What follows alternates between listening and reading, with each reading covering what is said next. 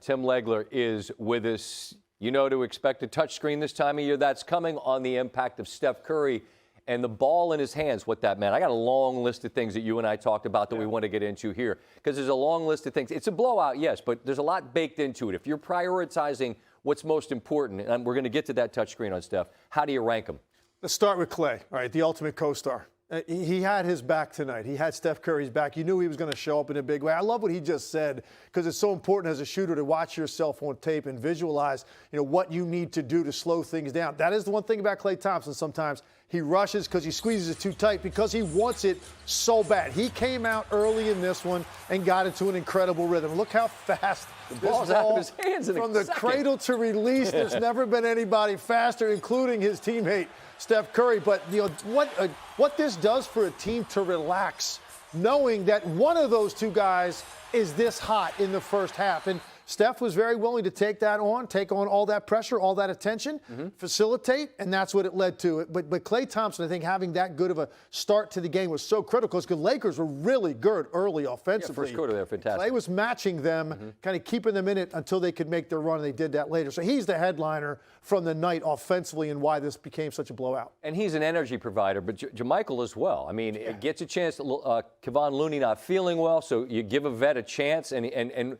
how does his impact? He outscores Anthony Davis, by the way, in this game. Something else we'll get to. But how did the energy from players like that and DiVincenzo play into how this thing gets away from the Lakers? Super interesting because they're kind of forced into making this decision because Looney wasn't right. So they go with JaMychal Green. He played as many minutes tonight basically as he has in the entire playoffs. But it's ironic because it actually created incredible spacing for them early in the game because you just had one big on the floor. He could just go camp out in the corner. It negated some of what Anthony Davis was able to do defensively to this team in the first game when he basically shut off everyone's water in the lane.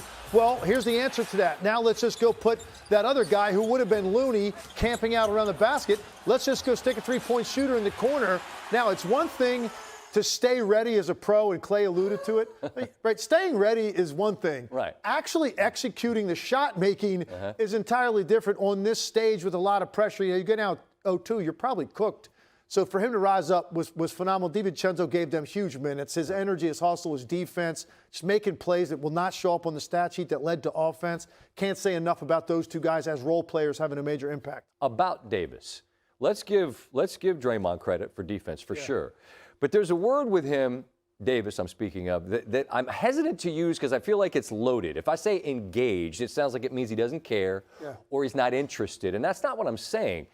But he was so spectacular in Game 1, and then in Game 2 just doesn't impact it. What's a fair way to describe what he was or wasn't in this game? Couple things. We're going to give Draymond Green a lot of credit. I'm going to collectively give them credit because of the way they were converging on him on any sort of dive action, okay? But it's almost like Anthony Davis sometimes comes to the arena after having a great game and saying to himself, well, I guess I'm going to see a different defense tonight. So he's almost prepared already to take his foot off the gas and let somebody else do it. Now, he had some decent looks in this one early that he didn't convert. But one of the things you'll notice on all of these clips that we just showed on the previous highlight when Darvin Ham had been talking, all of those were the same action.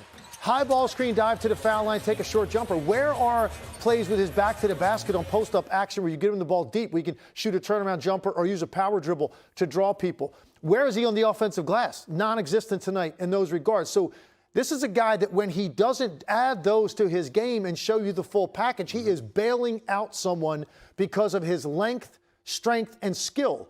If you don't see all of it, then you have a chance to defend him, and that's what happened tonight. All of it was high ball screen, dive to the middle lane. Either he gets a shot or he doesn't. That's pretty much all he did the entire game. So I'll put some of it on the Lakers not utilizing the same way, but also there's just that less effort than you see some nights.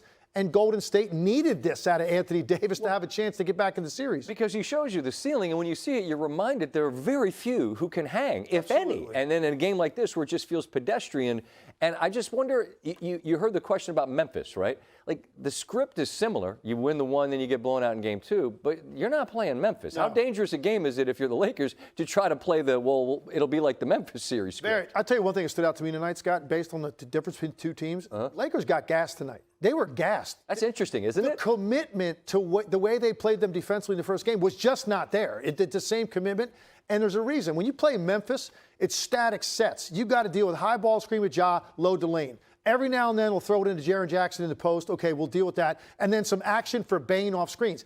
That's it. With the Warriors, it's chaos. It's constant chasing. It's make a mistake, we're going to make you pay. So how committed are you? Are you committed for a game? Great, you were in game one. Are you committed for a series? Possession after possession, it's exhausting. And I saw the Lakers sort of cave when the Warriors hit them a little bit of run in the third quarter. They were not up for the fight tonight to commit to the way you have to play that team. Well, not a 15-round fight, maybe a 7-round fight. We know that game 3 will be Saturday, and we'll enjoy that, I believe, on ABC.